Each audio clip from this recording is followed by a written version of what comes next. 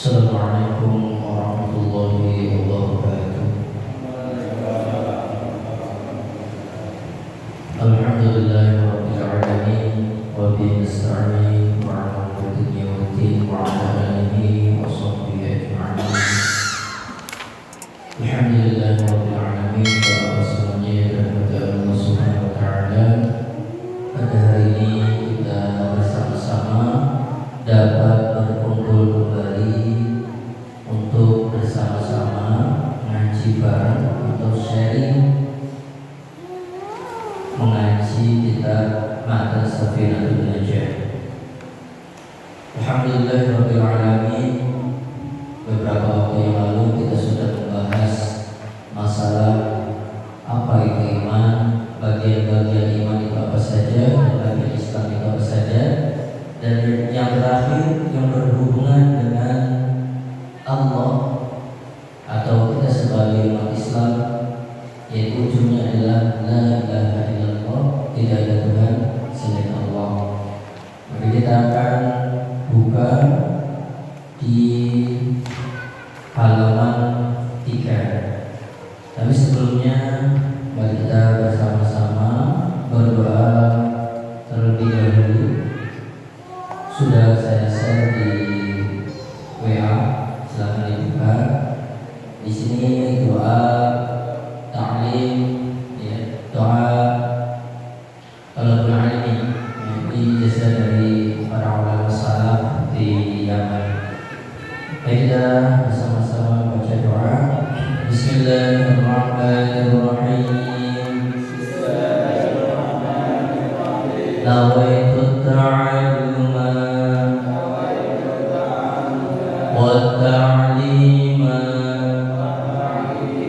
والتذكر والتذكير والنفع والانتفاع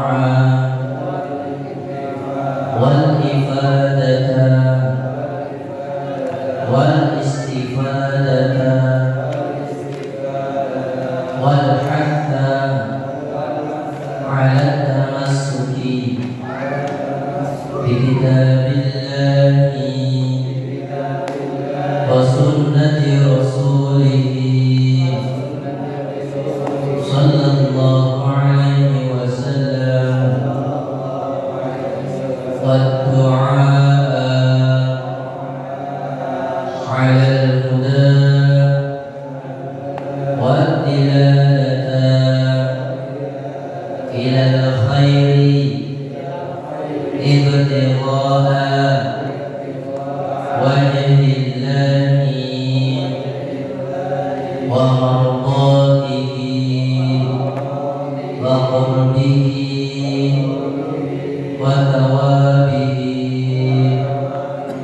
اللهم افتح لنا حكمتك وانصر علينا رحمتك من خزائن رحمتك يا أرحم الراحمين.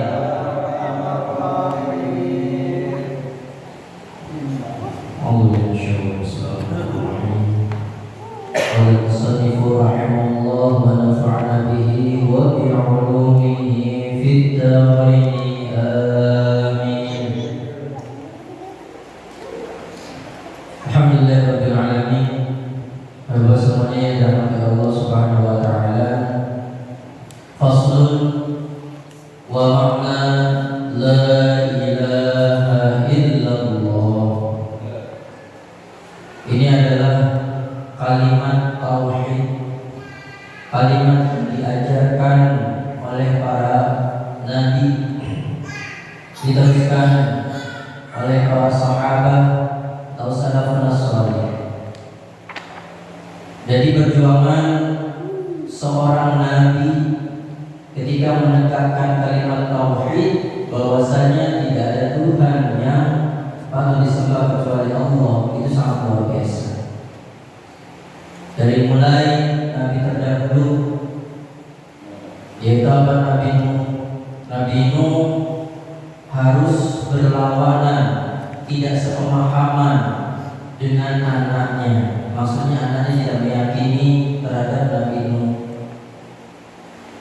ketika membuat kapal, Nabi Nuh dianggap menjadi orang yang gila, padahal itu sama anaknya sendiri, Kan'an. Tapi Nabi Nuh tidak berputus asa. Sampai akhirnya datanglah azab Allah terhadap orang-orang yang tidak mau menyembah Allah, di antaranya keluarganya. Jadi jangan kaget kalau misalnya ada dari ulama anaknya tidak mengikuti ayahnya, ada. Karena takdir itu yang menentukan Allah. Jadi belum tentu dari bibit yang baik akan muncul juga bibit yang baik. Walaupun kebanyakannya itu kalau bibitnya bagus pasti munculnya juga bagus. Kalau kita menanam dengan bibit yang bagus, maka hasil panennya juga akan bagus. Ya. Mungkin beberapa yang tidak bagus saja di antaranya, contohnya seperti itu. Jadi jangan kaget kalau misalnya salah satu di antara kita, salah satu di antara ulama ketika melahirkan seorang anak, tiba-tiba anak tersebut tidak atau jauh bertolak belakang dengan ayahnya. Contohnya adalah Nabi. Dan juga ketika Rasulullah SAW berdakwah, paman-pamannya banyak yang memusuhi beliau, walaupun tidak kalah juga pamannya yang mendukung beliau. Di antaranya itu adalah Hamzah dan juga pamannya Abu Thalib yang menjadi tameng, yang menameni, yang melindungi Rasulullah SAW. Nah itu, jadi ketika kita menegakkan atau kalimat tauhid pada zamannya Nabi, pada zamannya Rasulullah, itu sangat luar biasa.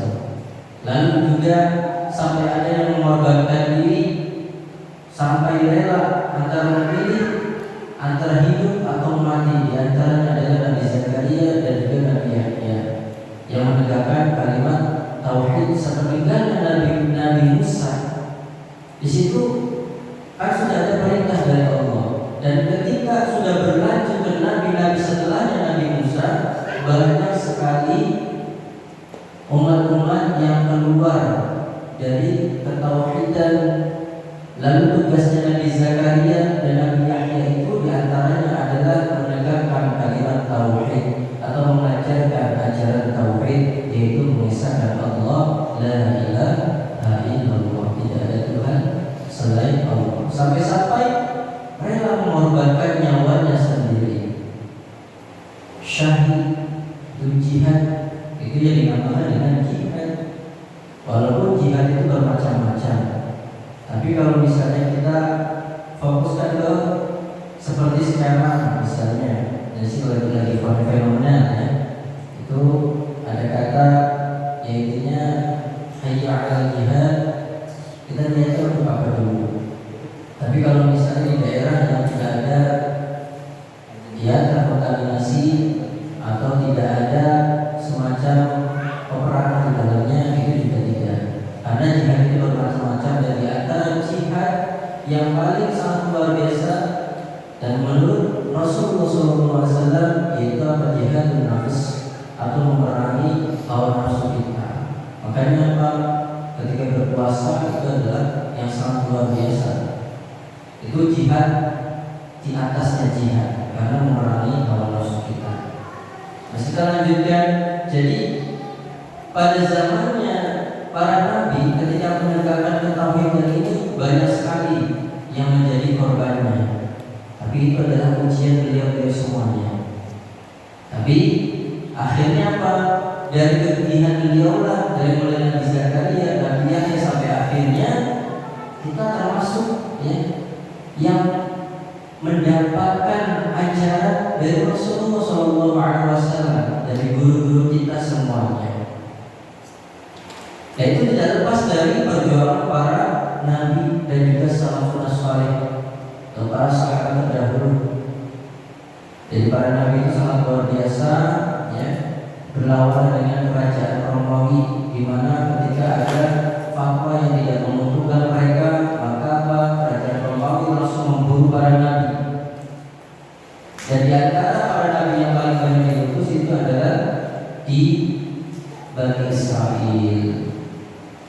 calon nabi kita berbeda. Beliau tidak berasal dari Bani Israel dan beliau dilahirkan di Jazirah Arab. Makanya Bani Israel tidak mau mengakui bahwasanya Rasulullah itu adalah seorang nabi yang ditunggu-tunggu nanti akhir zaman yang bisa memberikan syafaat kepada umat-umatnya. Nah, itu khususnya daripada Rasulullah SAW. Kita lanjutkan. Wa ma'na la ilaha illallah. Di sini di dalam kitab Asy-Syifatus Sajjad sarahnya, qala al-musannifu rahimahullah ta'ala wa ma'na la ilaha illallah la ma'budu bihaqqin ka'inun fil wujudi illallah. Ay la yastahiqqu ay yadilla lahu kullu syai'in illallah. Jadi Syekh Salim bin Sumail Al-Khadrami rahimahullah berkata, makna kalimat la ilaha illallah itu adalah la ma'bud bihaqqin fil wujudi illallah. Artinya yaitu tidak ada Tuhan yang berhak, ya, la ma'bud bihaqqin, ya, tidak ada Tuhan yang berhak disembah, ya, fil wujudi, di dalam kenyataannya, illallah, kecuali Allah. Makanya apa?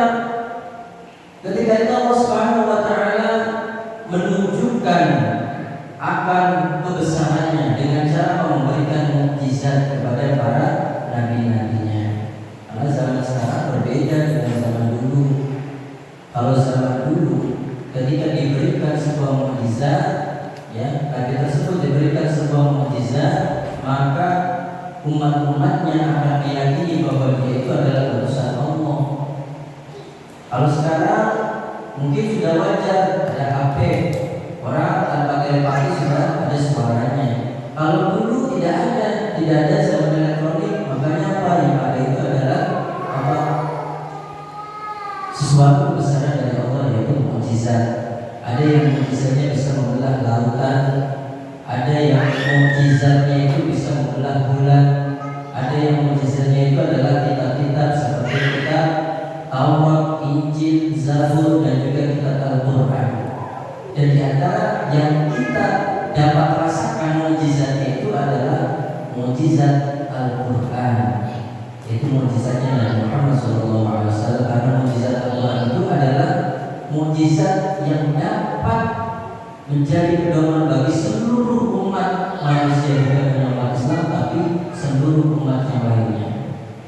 Makanya ketika ada orang mempelajari Al-Quran, ketika dia mendalami isinya, mendalami artinya, maka dia akan terpesona, akan takjub, sampai-sampai banyak yang masuk Islam gara-gara memahami isi di dalam Al-Quran. Nah, itu artinya adalah tidak ada Tuhan yang berhak disembah dalam kenyataan selain Allah Subhanahu wa taala. Jadi jangan sampai, makanya apa? Dosa yang paling besar itu adalah apa? Syirkun. La tusyrik billah inna syirka la dzulmun 'adzim. Itu diantara apa namanya? Nasihat dari Luqman Al-Hakim sampai diabadikan namanya di dalam Al-Quran. Dan nama Al-Hakim tersebut atau Luqman dijadikan nama surah di dalam Al-Quran agar kita dapat membekali anak-anak kita dengan cara apa? Ikuti apa yang disarankan atau nasihat-nasihat Luqman Al-Hakim, di antaranya la tusyrik billah inna syirka la dzulmun 'adzim. La tusyrik billah, jangan menyekutukan Allah. Inna syirka, sesungguhnya syirik, la dzulmun 'adzim, dosanya sangat besar. Nah, kalau makna syirik menduakan Allah berarti keyakinan, dia meyakini bahwasanya ada Tuhan selain Allah. Kalau sudah punya keyakinan seperti itu dan yakinnya itu melebihi keyakinan daripada kita yakin kepada Allah, maka termasuk langsung melenceng. Ya. Beda lagi dengan alat berkah. Kalau orang Jawa, alat berkah niatnya bukan menyembah, tapi wasilah sebagai perantara. Makanya apa? Ada hadis dinamakan amal binniyat. Ya, segala sesuatu itu berada dalam niatnya.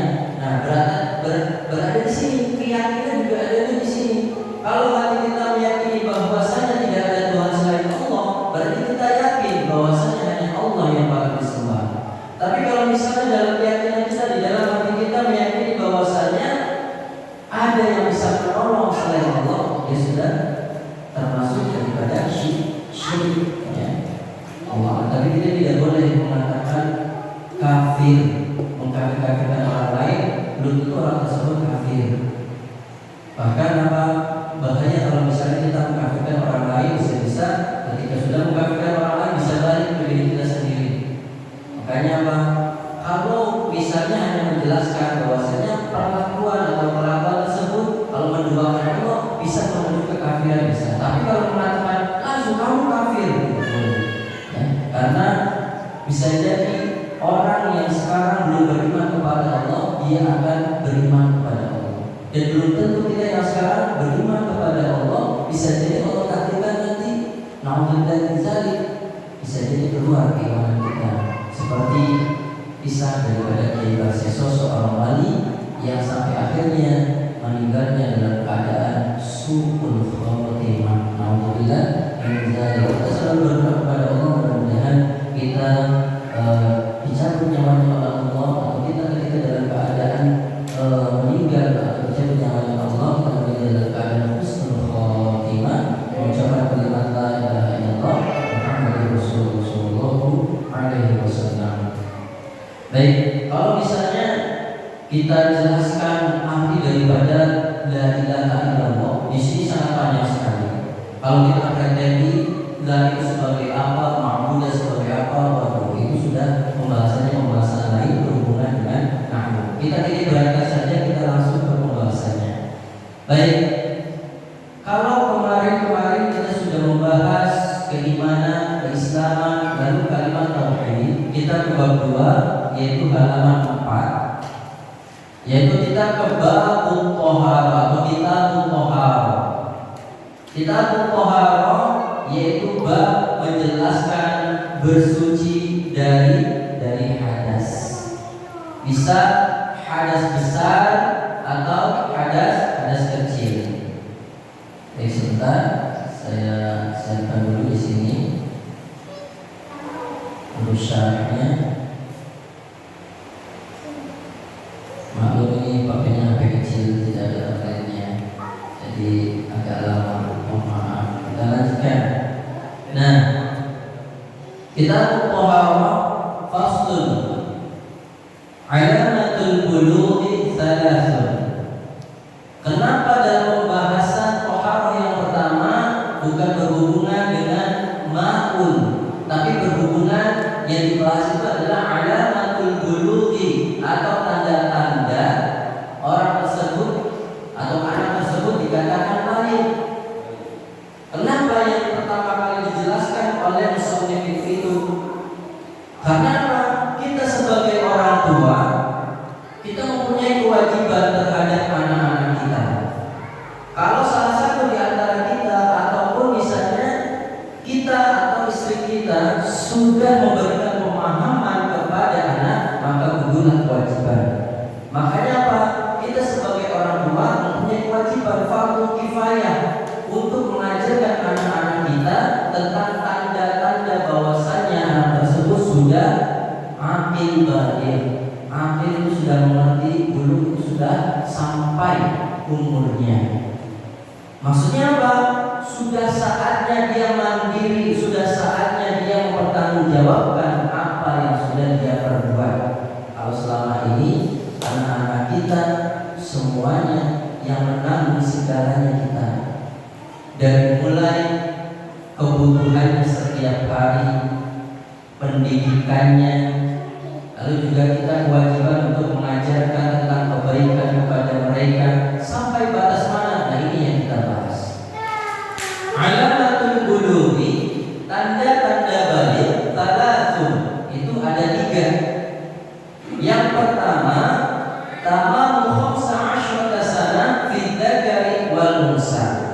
Jadi yang pertama itu adalah usia telah mencapai 15 tahun bagi laki-laki atau perempuannya. Ini masih ada konteks yang lain, belum selesai. Jadi bukan baligh itu ditentukan oleh umur 15 tahun patok, enggak. Tapi ada sesuatu yang menyebabkan anak tersebut walaupun usianya di bawah 15 tahun nanti dia akan dikatakan atau dia termasuk anak yang sudah mencapai umur akil balik. Kita lanjutkan. At-tani wal ihtilamu fi dzakari wal unsa litis'i sinin. Wal ihtilam itu adalah mimpi. Mimpi apa? Mimpi basah. Kata anak-anak, Pak, saya pernah mimpi tiba-tiba kasur saya basah. Terus bau enggak? Bau, Pak. Baunya kayak apa? Nyengat. Tapi nyengatnya kayak ompol, itu ompol. Tapi yang namanya mandi, yang namanya mimpi basah itu keluar cairan. Mohon maaf ini agak vulgar sedikit. Keluar cairan seperti halnya susu, cairannya kental. Baunya juga menyengat, tetapi lengket. Ya sama kayak susu juga lengket kan? Gitu. Cuma bedanya kalau susu itu warnanya keputihan, ya, bukan keputihan perempuan, tapi agak keputihan. Kalau misalnya ini agak jernih. Kalau misalnya keluarnya cairannya ya, mohon maaf, seperti mani itu wujudnya agak jernih. Kita lanjutkan. Berarti yang kedua yaitu mimpi basah, fidzakari wal unsa, baik itu laki-laki ataupun perempuan, litis aisinin, ketika umurnya sudah mencapai 9 tahun. Nah, kalau misalnya belum mencapai umur 9 tahun bagaimana? Sudah ada penjelasannya menurut Syekh Nawal Al-Bantani. Ketika umurnya itu ya sudah mencapai 9 tahun kurang 15 misalnya. Misalnya nih, anak tersebut berumur 9 tahun kurangnya itu sekitar 15 hari lagi. Sekitar 15 hari lagi. Nah, tiba-tiba dia mimpi keluar sesuatu seperti mimpi basah. Tapi umurnya masih belum cukup tuh. 9 tahun kurang 15 itu termasuk yang belum dikatakan akil balik. Tapi kalau misalnya 9 tahunnya kurang, misalnya umurnya 9 tahun sekitar kembali. Jadi kalau mendekati, misalnya kalau kurangnya sekitar 12, 13 itu termasuk yang dikatakan akil balik. Tapi kalau kurangnya lebih seperti 16, 17, 18, maka dia tidak dikatakan akil balik walaupun sudah lebih. Kita lanjutkan. Yang ketiga, wal haidu fil unsa litis'i sinin. Dan juga haid bagi perempuan karena umurnya sudah mencapai 9 tahun. Nah itu biasanya yang sering adalah ketika anak perempuan sudah haid, biasanya berusia ada yang 9 tahun, ada juga yang 10 tahun, ada juga yang 11 tahun. Tapi kalau perempuan biasanya kebanyakan ketika umur SD, biasanya saya pakai megang SD itu di kelas 5 atau 6, di umurnya yang sekitar 10 atau 9 itu sudah keluar darah haid. Makanya dia sudah dianggap sebagai anak yang sudah mencapai akil balik. Lalu selanjutnya, kalau di sini alamatul buluwi terlalu di dalam penjelasan atau sarah Kasyifatus saja. Fi haqqil unta wa thnani, fi haqqid dzakari ahaduha. Tamam 15 sana qamariyah tahdidiyah bil ittifaq. Fi dzakari wal unsa wa bida'uha min al-isali jami' al-badan. Ya, itu yang pertama adalah genap berusia 15 tahun. Qamariyah bagi laki-laki dan perempuan. Hitungan usia tersebut dimulai dari terpisahnya seluruh tubuh manusia setelah dilahirkan. Baik, kita lanjutkan. Di dalam syarah Kasyifatus saja bahwasanya apa, tanda-tanda balik itu ada 3. Bagi perempuan dan ada 2, bagi laki-laki yang pertama adalah genap berusia 15 tahun atau menurut Arabiahnya pemariyah.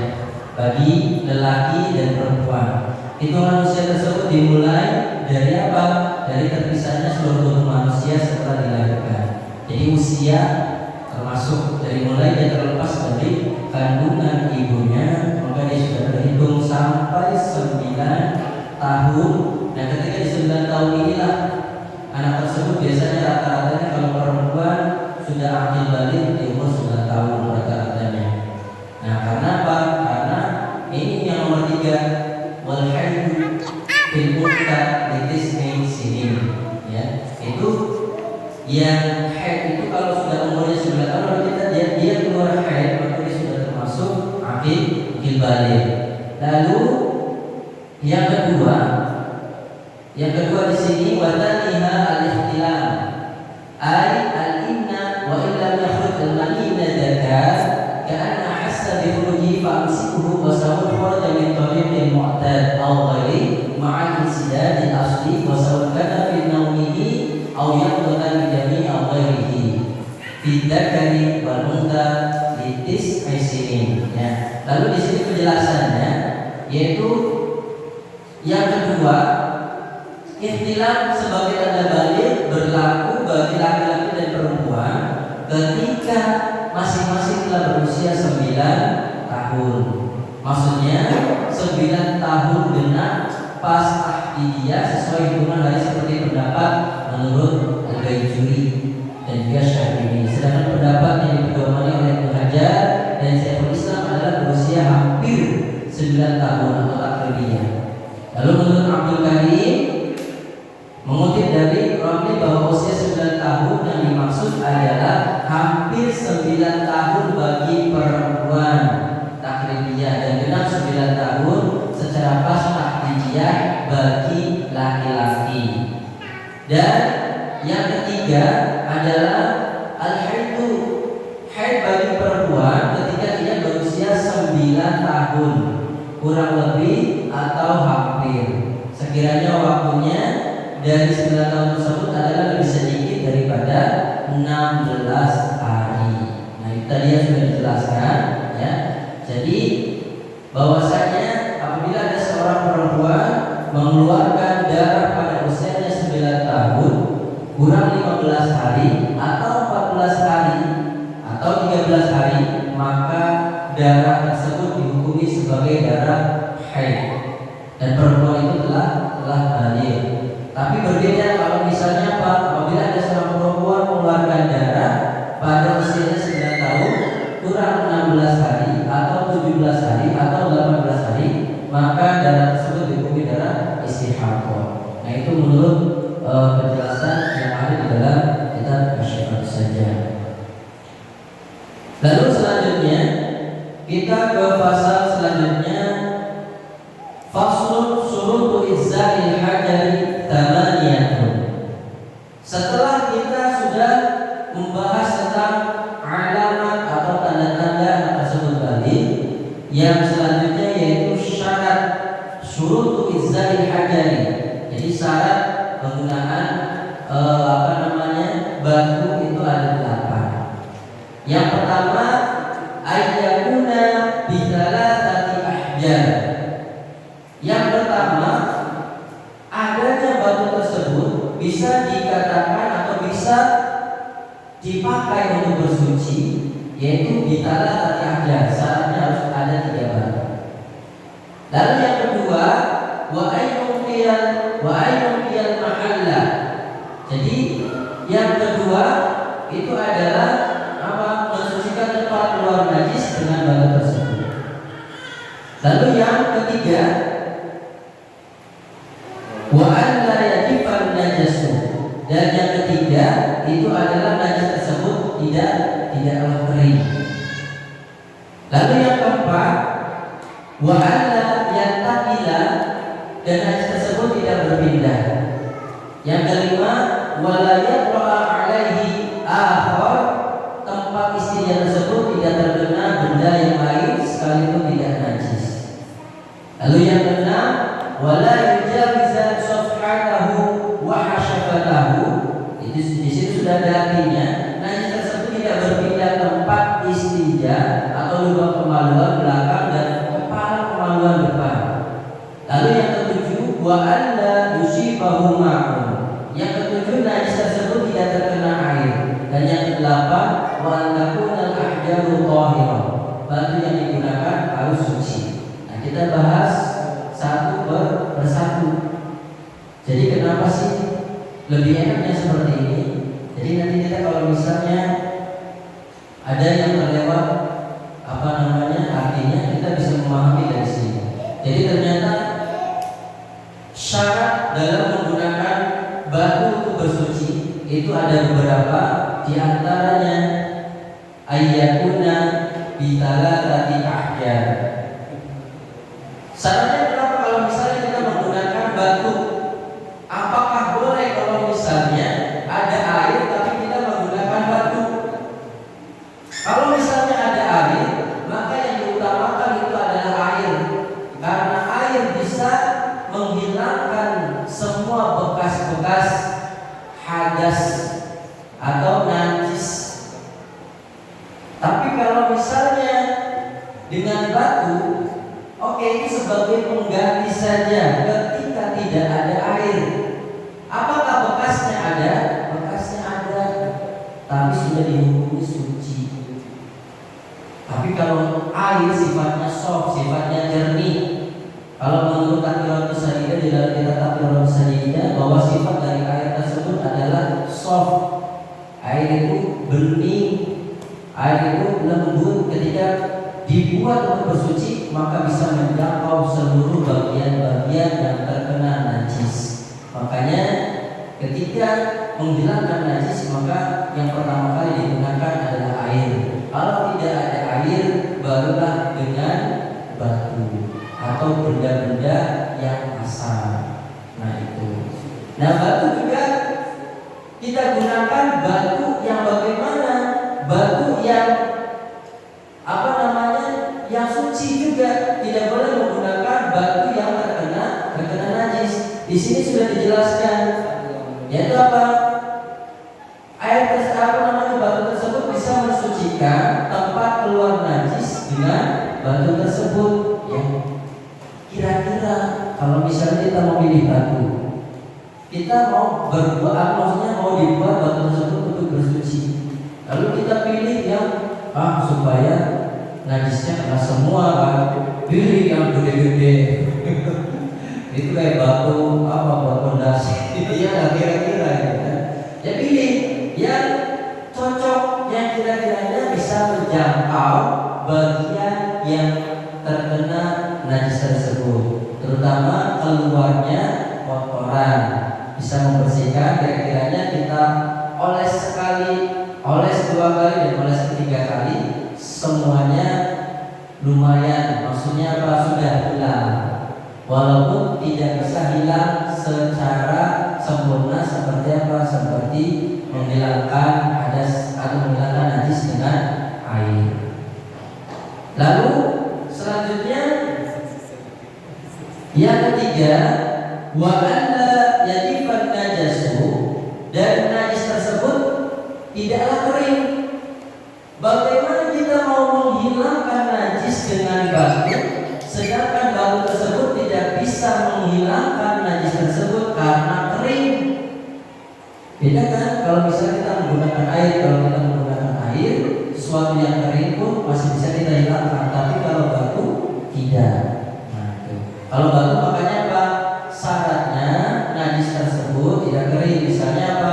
Ketika sudah BAB, dan ketika BAB pada waktu itu tidak ada air atau keadaannya kemarau, maka boleh menggunakan batu. Tapi ketika sudah BAB langsung menggunakan batu untuk beristinja. Selanjutnya yaitu apa? Selanjutnya wa alla yantaqila. Wa alla yantaqila maksudnya adalah najis tersebut tidak berpindah. Maksudnya ketika kita sudah mau menghilangkan najis tersebut, tiba-tiba najisnya berpindah ke yang lain. Atau misalnya ya, ketika kita mau mau membersihkan sesuatu bekas dari buang air besar, tiba-tiba dia berpindah ke suatu tempat. Nah itu juga syaratnya tidak boleh tidak berpindah ke suatu tempat. Kalau misalnya dari sini tiba-tiba pindah ke sini, itu juga agak repot. Jadi apa? Syaratnya najis tersebut tidak berpindah. Lalu selanjutnya yang kelima, wala yaqra 'alaihi akhar, tempat istinja tersebut tidak terkena benda yang lain sekalipun tidak najis. Jadi tempat istinjanya ketika kita dibuat untuk beristinja, tempatnya tidak terkena benda yang lain. Maksudnya apa? Ketika kita menggunakan batu, ya batunya tidak dipakai, maksudnya dipakai untuk sesuatu yang lain. Jadi batu tersebut kita ambil khusus untuk istinja, untuk menghilangkan najis, ya, sementara karena tidak adanya air. Lalu selanjutnya yang keenam, wala yujawiza safhatahu wa hasyafatahu, najis tersebut tidak berpindah tempat istinja atau lubang kemaluan belakang dan kepala kemaluan depan. Nah seperti itu. Jadi kalau misalnya sudah berpindah-pindah itu agak repot. Jadi syaratnya najisnya tidak berpindah tempat istinja, ya. Lalu yang ketujuh, wa an la yusibahu ma'u, najis tersebut tidak terkena air. Nah kalau misalnya najis tersebut sudah terkena air, maka apa? Dia akan mengalir, dan ketika akan mengalir, walaupun menggunakan batu itu tidak bisa, karena sudah mengalir ke bagian-bagian yang lain. Sedangkan sifatnya batu tersebut hanya bisa menghilangkan di bagian yang di tempat keluarnya kotoran tersebut. Kalau sudah berpindah itu beda lagi. Baik, selanjutnya nanti caranya adalah ketika bagaimana ketika najis tersebut terkena air. Misalnya tiba-tiba ada semacam hujan sebentar, misalnya kan dalam keadaan dan tidak ada air sama sekali, tiba-tiba hujan, airnya tersebut terkena air lalu mengalir keluar dari tempat yang seharusnya dibersihkan menggunakan ajar dan sudah terkena air, maka itu akan kesulitan untuk mensucikan dengan untuk beristinja dengan batu. Lalu selanjutnya yang 8, wa takuna al-ahjaru thahirah, batu yang digunakan itu untuk bersuci dalam keadaan suci. Tidak boleh kita menggunakan batu yang sudah digunakan untuk bersuci sebelumnya. Jadi sama di dalam sifat air juga nanti air yang digunakan itu adalah air yang thahir, mutahhir, yaitu sifatnya suci, mensucikan. Nah itu. Mungkin dari sini dari pembahasan dari alamatul bulugh, lalu juga ada syarat penggunaan batu, ya. Itu yang ada 8. Kalau syarat diperbolehkannya menggunakan batu untuk beristinja ada 8. Mungkin ada yang masih ingin dipertanyakan, silakan. Kalau misalnya tidak ada, kita lanjutkan ke furudul wudu. Tidak ada? Ya. Apa itu? Assalamualaikum warahmatullahi wabarakatuh. Ini kita pembahasan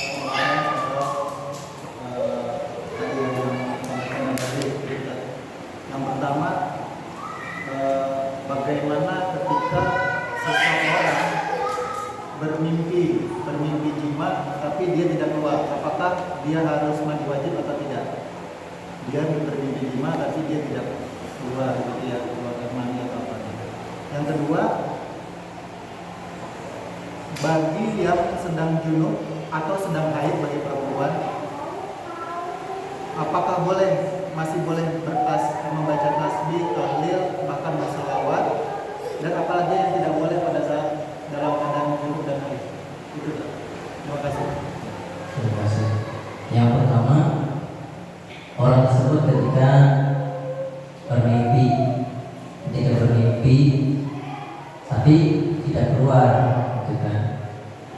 Jadi gini, sama menyifati seperti halnya kentut yang tidak berbunyi tapi lebih yang ngeri ya. Jadi kadang ada kentut yang keluar sudah jelas lah ya, itu tidak keluar sesuatu. Biasanya yang paling bahaya itu adalah ketika pes. Nah, ketika pes itu biasanya rata-ratanya ada yang keluar sedikit.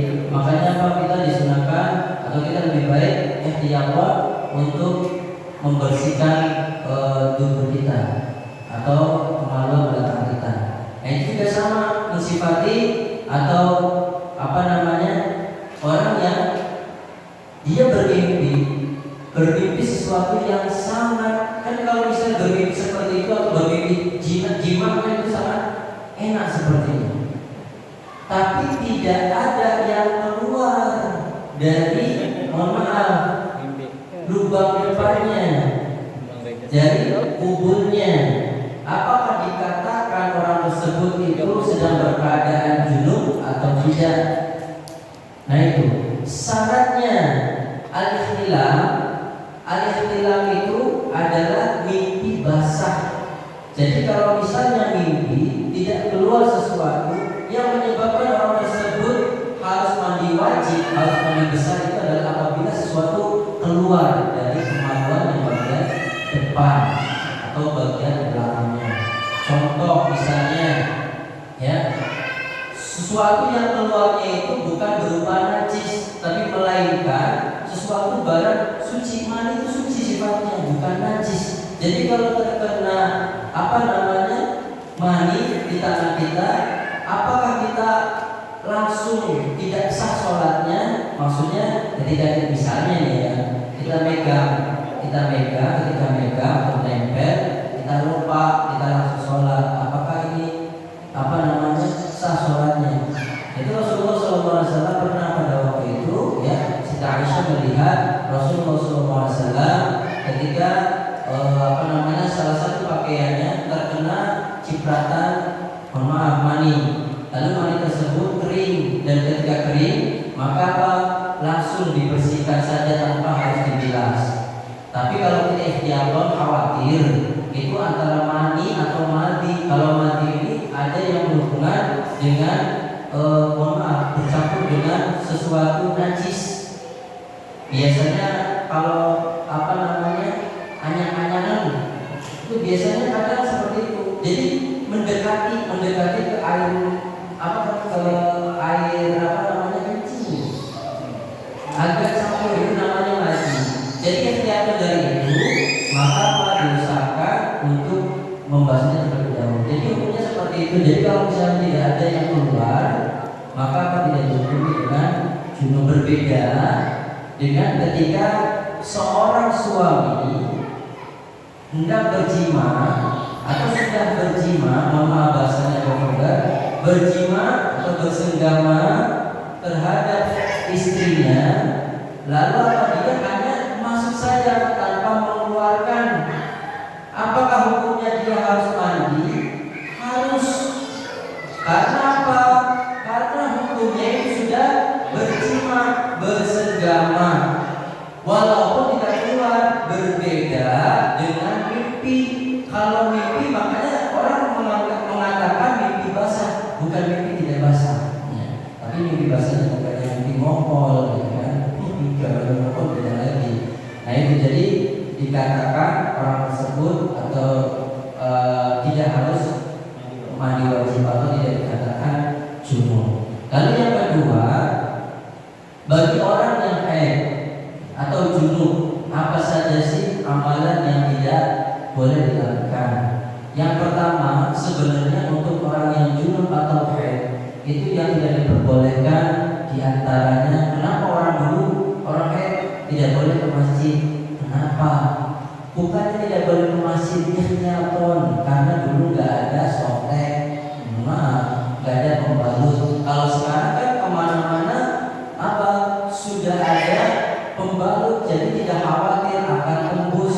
Karena kalau misalnya kita ke masjid, ke musola, kita datang sholat tersebut haid, lalu dia tidak ada penampung untuk menampung kotoran-kotoran darah yang ada di dalam tubuhnya, lalu menetes. Nah,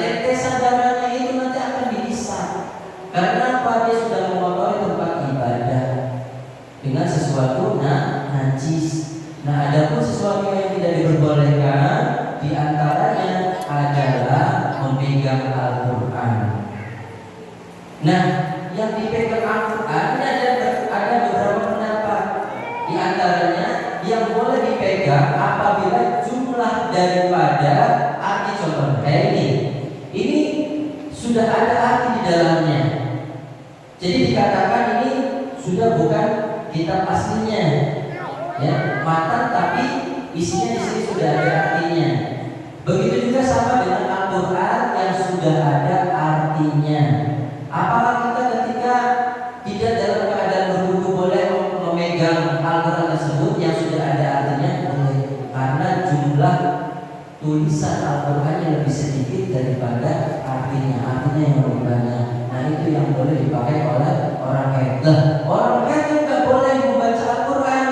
Ada beberapa ulama yang berpendapat juga bahwasanya ketika orang tersebut sedang keadaan haid, kalau misalnya orang tersebut hafidho atau berniat untuk belajar membaca Al-Quran, niatkan bukan untuk membaca, tapi berniat untuk thalabul ilm, untuk mencari ilmu. Contoh misalnya kayak kita belajar seperti hanya tahsin, jangan niatkan membaca Al-Qurannya. Kalau niatkan membaca Al-Qurannya maka dia tidak boleh. Tapi kalau dia niatkan untuk mendapatkan ilmu tahsin, memperbaiki bacaannya, itu beda lagi. Begitu juga ketika orang hafidh atau perempuan yang hafidhul Quran, maka dia diperbolehkan untuk mengulang bacaannya dan niatkan untuk mudzakarah atau mengulang-ulang, mengingat-ingat hafalan yang sudah dihafalkannya. Adapun orang junub, ya, junub bagi laki-laki, maka memang tidak diperbolehkan untuk masuk ke musola, ke masjid tempat sholat. Itu berbeda dengan haid. Misalnya ada kegiatan perempuan, ya. Tapi kalau laki-laki, kenapa laki-laki tidak boleh masuk ke musola? Karena sebelum dia masuk ke musola masih bisa ada ikhtiar untuk mandi terlebih dahulu. Ketika dia sudah mandi besar, nawaitul ghusla li raf'il hadatsil akbari minal janabati fadlillahi ta'ala, dia langsung mengalirkan air dari atas kepala sampai ke bawah kaki, maka dia sudah hilang junubnya. Dia sudah dikatakan sudah suci kembali karena sudah mandi wajib. Jadi itu bagi orang yang junub tidak boleh membaca ayat suci Al-Quran, ya, walaupun dia keadaannya hafidh, karena posisinya beda sama yang haid. Kalau haid itu walaupun al-aqal, ya, paling sedikit itu sehari semalam, tapi kebanyakan itu lebih dari sehari semalam. Kebanyakan biasanya ada yang 6 hari, ada yang 7 hari. Kebanyakannya antara itu 5, 6 atau 7 tergantung siklus haidnya. Makanya apa? Bagi junub tidak boleh membaca Al-Quran, memegang Al-Quran, memasuki musola, ataupun kalimat-kalimat dzikir yang terdapat di dalam Al-Quran. Kalaupun yang lain-lain yang berhubungan dengan doa tidak masalah. Tapi kalau berhubungan dengan dzikir yang ada kaitannya, contohnya misalnya ada, ya, Rabbana lana Rabbana kayak wahai lana min amrina rasyada. Nah, itu termasuk di dalam Al-Quran. Walaupun itu doa, tapi kita sama dengan membaca Al-Quran. Jadi yang lebih baiknya kita mandi terlebih dahulu sebelum kita melaksanakan kegiatan-kegiatan ibadah itu bagi laki-laki. Kalau yang perempuan tadi ada rukhsah, ada keringanan. Jadi kalau misalnya hafidhah, maka dia boleh mudzakarah, tapi niatkan untuk mengulang bacaannya agar dia tidak lupa. Karena ketika kita sudah hafal, itu juga agak repot. Kita menghafal Al-Quran tiba-tiba kita lupa, itu juga sebenarnya tidak boleh, malah dosa sebenarnya. Makanya kan paling bagus sedikit tapi diulang-ulang, terus diulang-ulang sampai kita tahu di sini. Jadi nggak lupa. Nah, itu mungkin jawaban dari kami. Lalu selanjutnya sebelum kita lanjutkan, silakan Bapak jam berapa? Pukul 19.27, ya. Mungkin kalau tidak ada lagi, karena sudah pukul Ramadan kita cukupkan. Ada lagi mengenai bulu, mengenai akil bali? Kalau tidak ada, kita akhiri dengan doa kafaratul majlis. Subhanakallahumma wa bihamdika asyhadu an la ilaha illa anta astaghfiruka wa atubu ilaik. Wallahu a'lam bishawab. Kurang lebihnya mohon maaf.